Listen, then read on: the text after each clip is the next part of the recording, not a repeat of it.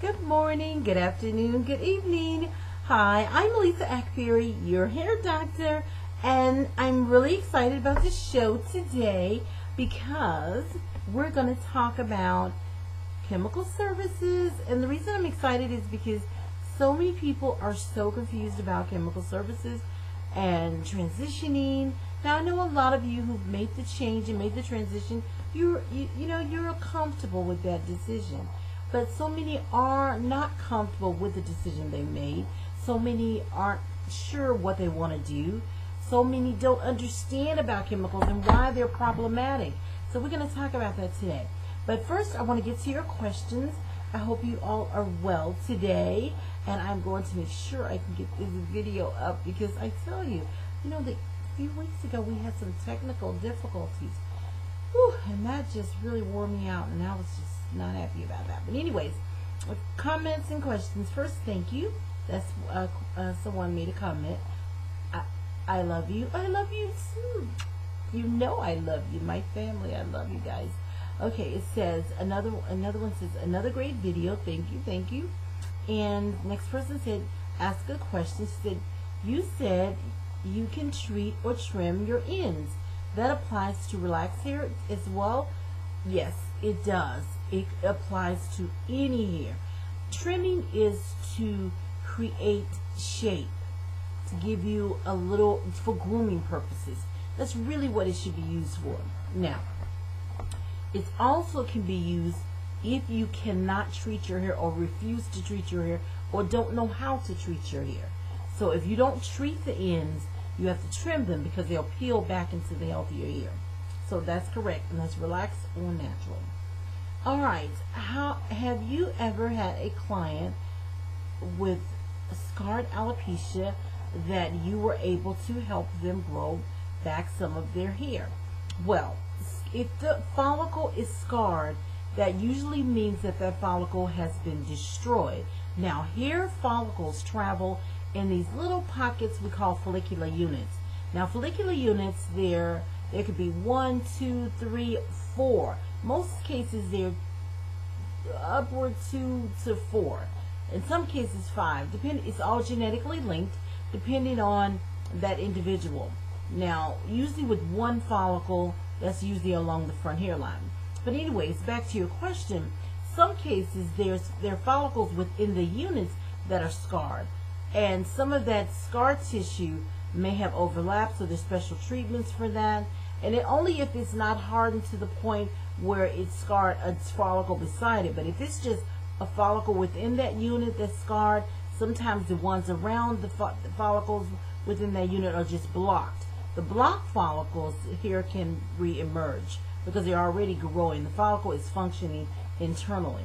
But the scarred follicle, if it's scarred and it's destroyed the actual derma papilla, then no. If you don't have a follicle, you cannot have a hair growth. It's like trying to live without a heart. You have to have that source that develops and creates the hair. Okay, the next one is, hi Dr. Ackberry, I understand that you cannot clean our hair with conditioners. I'm so glad you understand that. But is washing our hair once a week with a shampoo damaging our hair? How much shampooing is too much? Love your channel. Thank you. I love you guys, and I love doing this. To answer your question, shampooing our hair once a week is definitely not damaging. It's just like taking a bath. You have to clean away the debris and help the renewing process with your scalp. So you definitely need the cleansing for that. You also have to, because our skin regenerates, it renews, the old skin sloughs off and new skin comes up and we have this nice healthy skin. It also gives our scalp an opportunity to keep the mouth of that follicle open so our hair can emerge properly. Now, as it relates to our hair, you can shampoo the scalp without shampooing the hair. But as it relates to protecting and preserving our hair during this process, our hair really does need cleaning. And after about 7 days, the natural buildup along with the outside buildup with products and other debris, environmentals, will rest on the hair. And so you really do need to clean those away. And you're clarifying, and you want to stay with the pH of 4.5 to 5.5 so you can really clean without stripping. Okay? Clarify, not stripping. Put at a pure natural state. So cleansing the hair every 7 days is at least. We need to at least clean our hair every 7 days. Every 3 days, that's good, because after 3 days, our natural buildup of dead skin cells begin to occur. But by 7, we really, really need to clean. Okay, now, how, and you, I think you said, is how much shampooing is too much? Well, if you have to shampoo based on what your needs are. And I say that a lot to people. If you're swimming every day, you got to shampoo every day. If you're sweating every day, you have to shampoo every day. Or at least within 48 hours. You have to look at now how much shampooing, you have to look at what's happened within those hours, like within those 28, 48, 72 hours. And if you know that you're sweating and you shampoo, you're working out Monday, Wednesday, Friday, and so you're sweating and you know that you have just debris for that day, then you do one application. But if you waited 7 days, that's great though, no 7 weeks. If you waited 7 days, then you need 2 applications. So that's what you need. I mean, you just gotta clean. You gotta do it. Okay, Dr. Ackberry, how do you feel about using bentonite clay and aloe juice to cleanse the hair and scalp? Again, let me tell you about, first, aloe juice is a great hydrator. It doesn't really break down, and if there's some research that shows that, please, please, please send it to me, because I just haven't run across that research that says that it can break down and break up any kind of buildup. But it's a wonderful hydrator. Oh my goodness! Even with areas where your basal is partially exposed, or your dermis, even it helps with inflammation. So it's wonderful for that on the scalp, and I use it in a lot of my treatments in my clinic. Bentonite clay is great to break up and break down pollutants, hard pollutants, but there are no cleansing agents. So once they break it up and break it down, you can rinse it away, but then you're going to still have traces of it on the hair. So that's why you need cleansing agents. Okay, another great video. Thanks. Let's see where we are. Okay, we're going to have to start our session in a minute. Okay, let's see how many more questions. Ooh, we've got lots. It says, another great video. Thanks. I may have to use this one just for questions. What's the best way to moisturize low porosity hair? There's an article that recommends putting shampoo in your conditioner to hydrate low porosity hair. What do you think about this? The article is entitled "The Energy of Hydration as it relates to the special case of low porosity hair, the other path to moisture." I'll have to really, technically speaking, I'll really have to look that one up and see, and give you more information about that. But I will tell you right away, you cannot clean your hair and hydrate your hair. There's a tricky little question there, and there's a tricky little answer sometimes with how they spin this one. Well, you can put hydrating products in, and you will get some benefits, detangling, softening benefits, things like that. But truly changing the way the hair really responds to this, you're changing how it responds, but you're not really changing the quality of the hair, the integrity of the hair, the structure of the hair. And that's what you want for long term. You want healthy hair now and for years to come. So you don't want to put something on it that's going to coat it and make it feel a little better and comb through better, and then later on you've got a problem with it having a build up, or it's just not performing, it's dull and lifeless, it starts to break. See, over a period of time you'll have those problems. So no, you don't want to put any kind of conditioner in your shampoo. You do want to have a deep condition if you're having problems with balance and porosity, because porosity just says that hair is absorbing its liquids too fast, or it's not holding moisture. Poor porosity. So if you want to increase your porosity, you want to repair the damage. And once you repair the damage, then the hair will have better porosity, the cuticle will be more compact because you're balancing that protein and moisture levels. So deep conditioning over that will be good, but please send me that article and I'll try to remember to go look for it if I don't get it from you, so that I can get a little bit more, just hear a little bit more about it, see a little bit more, read a little bit more about it, and see what they're really saying.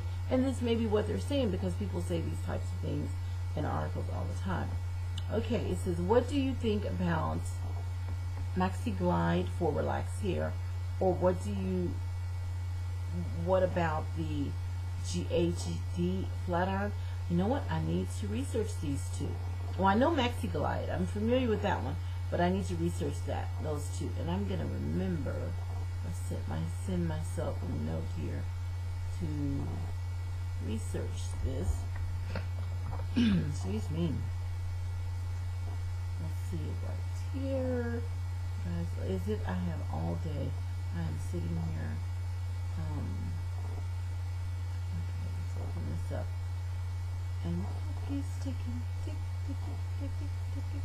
But I want to make sure. I'm not sure of that other one that you're speaking of. Okay, now I've got it sitting there, and I will research that, and I will come back to you on that one. And next question is, how would you go about straightening your hair weekly when your hair is relaxed? Is it healthy to be flat? Well, you know, we talked about heated tools last week, and well, this is the video. Yeah, so I think this is the one. Yeah, so let's just remember this, and I do want to say this as I research these types of irons.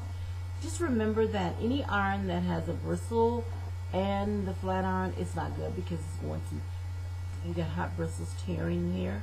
I can't remember if that one does that, but then the other thing you want to remember is how hot the iron is. If it's overheated, then it's going to be a problem for you. You have to remember that you cannot, you don't want to overheat the hair. You want to stay within the 150 for fine hair, 200 to 250 to 300 for really, you got to really depend on the hair itself, but you want to stay within those range for medium hair and coarse hair. Coarse hair can usually take more, as I said before. Sometimes over up to 400 degrees, and sometimes a little over. But you really, you have to be really careful, and you have to know your true texture. So, with hot rollers, we do not want those, because hot rollers tend to cause tears down the shaft. This is, how do you know how many cuticle layers you have? Well, you really have to have a trichologist or a dermatologist view your strands under a microscope. They probably need about a 400x lens, and that way they can see. Now at a 200x you can see a little, but really to see the layers, a 400x is really the best way to view the strand in order to really see the layers, cuticle layers. But usually with fine hair, you're going to have anywhere from, some researchers will say 0 to 3. Usually I find about at least 3 cuticle layers on healthy fine hair, and that's looking at the hair close to the scalp toward the body of the shaft. Yeah, it's really, the cortex is really exposed. When it comes to medium hair, yeah, you get into 5, 6, and coarse hair you can have up to 10 or 12, depending on that particular size of the strand. So, yeah, you would have to have that viewed. Okay, next question says, what do you think about cleansing conditioners? Cannot cleanse with conditioners. Love. That's with love. I just love it. You gave us a length check. Yeah, length check. Past my shoulders, length check. I always do that. I said, however, I am seeing more. Wait a minute. It said, oh, there was another one. Okay, jump questions. Thanks for the information in this video about shampooing and conditioning. I will continue to do both. The heated tools information was great. I'm glad, because sometimes I wonder if I reach you guys, because everybody's all this information is floating around there, and you're like, oh, you know, we're inundated with this information. So sometimes you just can't, it's hard to sift through and see what's truth and what's not. Love you, Dr. Akberry. Yay, love you too.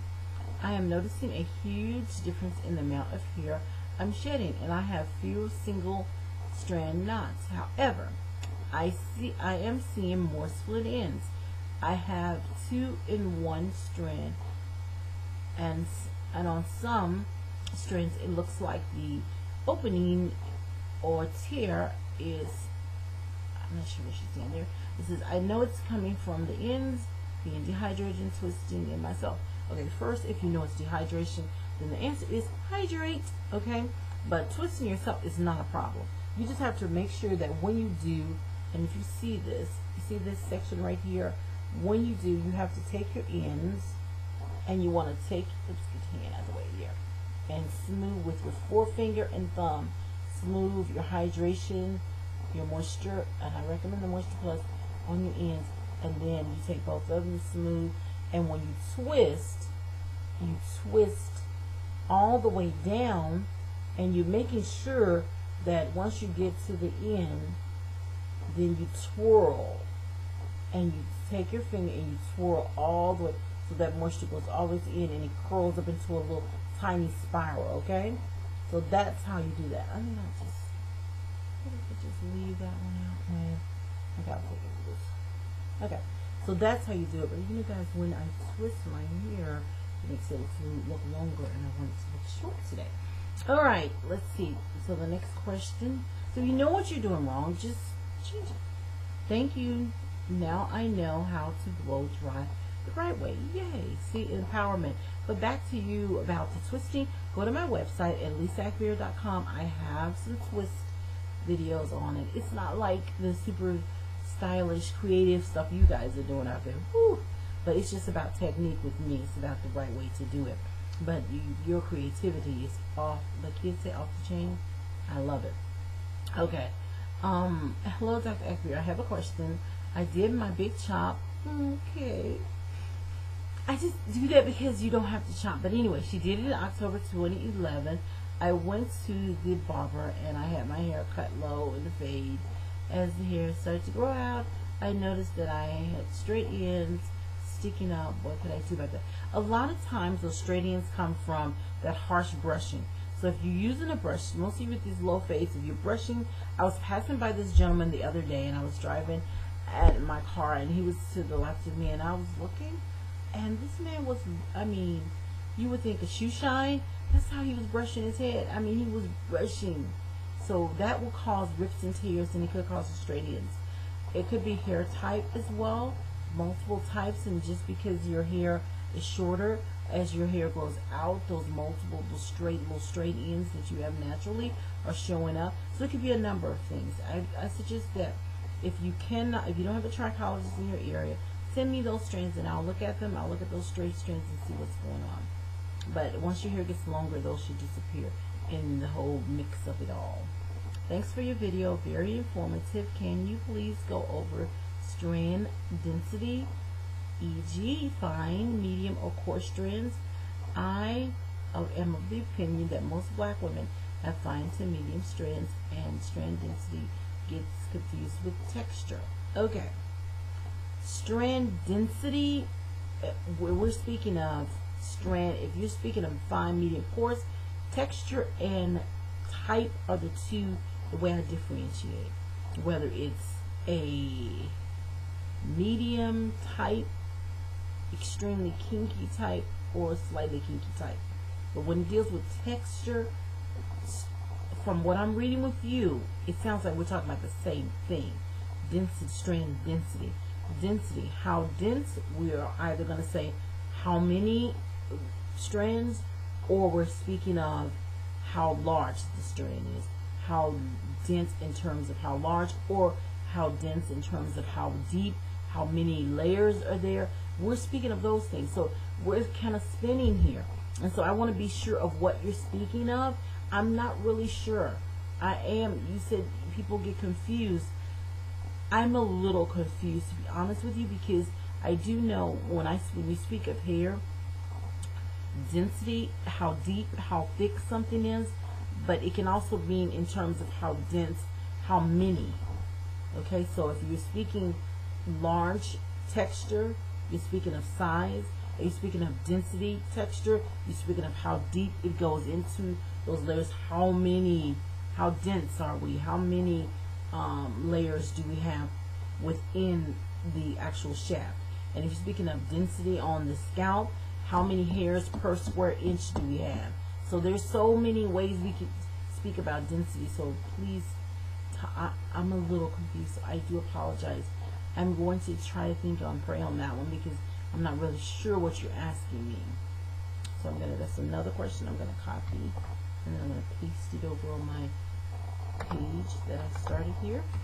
Okay, now let's go back, and we're in trouble. Okay, this is just gonna be a Q&A day. Y'all gonna get me, but I need to get these questions in, and I'm not gonna have time to do the heated tools. Thank you for answering the question about using conditioner. I don't think okay, yeah, conditioner to cleanse the hair.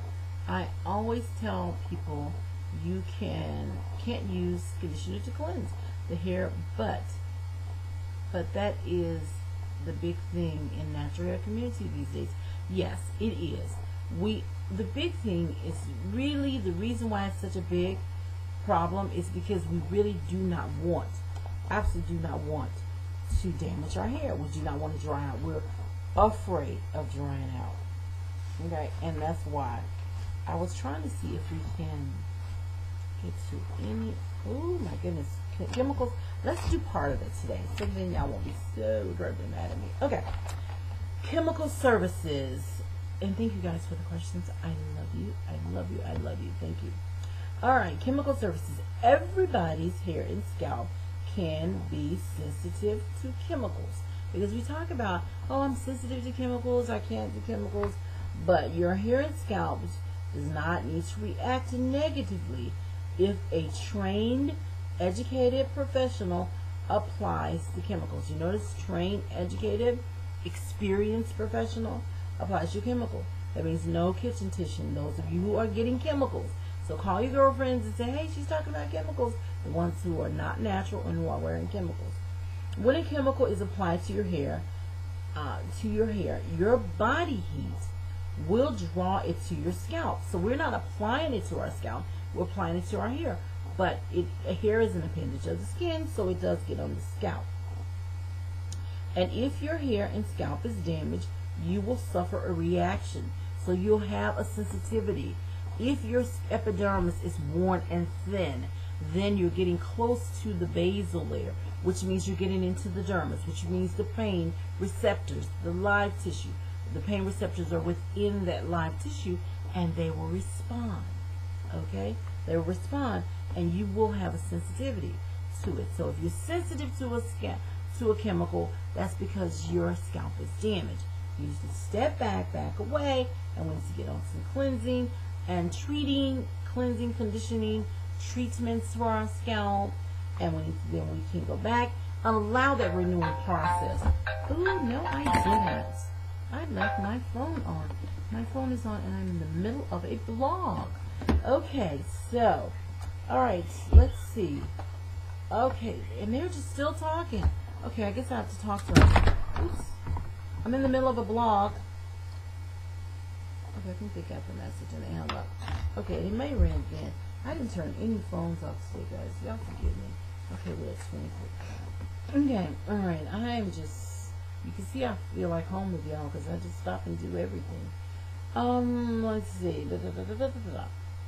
Okay, let's think about the skin on your arm. Okay, let me just use that analogy as an example. Alright, if you place chemical on a healthy area of your arm and burn the skin and hair on your arm, if you apply it to an area of your arm that had a sore, that's the example I'm giving you in the book. If you apply it to an area that has a sore on the skin, then it's going to damage faster. And I guess what I'm trying to say here, let me just say it since I wrote it, I can just stop and say it. Really, if you have an area on your arm that's not damaged, that's healthy, your epidermis is nice and healthy and everything looks all good, it feels really good to the touch, then if you put chemical there, it won't hurt it. It'll sit there, it'll sit there, it'll sit there. Eventually it'll burn through, but initially on contact it won't. But if you was sore there and you put a little drop of chemical on it, it would burn on contact. So you've got to get the sensitive scalp healthy before you can, and I don't know if some of you will think that's the best analogy or best example. But anyways, I think that you understand what I'm saying. As you've learned earlier, your hair and scalp can tolerate chemicals for a short period of time if the scalp and hair is healthy, but you must not take chemicals too lightly. When a chemical is applied to a damaged scalp, first it will itch and then burn. Afterwards, your scalp will feel itchy, flaky, tender, and tight as it struggles to heal, because that's what the skin wants to do. It starts that acceleration in its normal healing process. The hair itself, I got alarms going off. Man, I'm sorry, guys. Gotta love me. The hair itself can become damaged. It can. The hair itself can become damaged when the chemicals are applied too often. And how is that? Because what happens with the hair, the chemical begins to go into a different stage. You first start this softening process, and that's the texturize. Some people love the texture. I happen to not need it anymore because I've discovered our naturally texture that I'm using, and I don't have to have chemicals because my hair looks texturized when I finish all of my manipulation with the proper hydrating products. But anyway, first it starts with it softens the hair. Then it goes from softening to straightening the hair, which is what you want. And then from straightening to thinning the hair. And that's problematic. Okay? So once it starts the thinning process, then you begin to lose and dissolve that strain. So when you have a relaxer, you cannot overlap. You cannot get them too often. And we're going to talk about that some more. So that's what happens. The strand becomes thinner, thinner, thinner, and it dissolves and breaks away. Okay, let's see. What is when a chemical is applied to your hair and it causes your scalp to burn and your hair to break, your hair and scalp has become sensitive because of that whole process. Okay? I have done a horrible job of leading y'all into this, but I'm going to do a better one next week. We're going to stay on these chemicals for a little while. We're going to talk about preparing your hair and scalp for the chemicals, the journey from kinky to straight or straight to kinky. We're going to talk about several things: preventing damage with chemicals, pre-treating the hair and scalp before chemicals, and then we're going to get into permanent color with relaxer together, retouching. I know you, my natural mamas out there, you're like, I don't want to talk about that. But then we're going to talk about new growth, because in order to transition, you have to deal with the new growth. So we've got lots of good things, okay? We're going to get to the transition, and we're just about at the end of the book. I am so uber excited about this. How long have we been doing this anyway? But it's been great. Okay, guys, I'm Lisa Ackberry, your hair doctor. I'm going to put a little mark where I was. To God be the glory. You know who I serve. And I'm going to see you next week right here on Ask the Hair Doctor. I love you guys. Have a blessed rest of your week.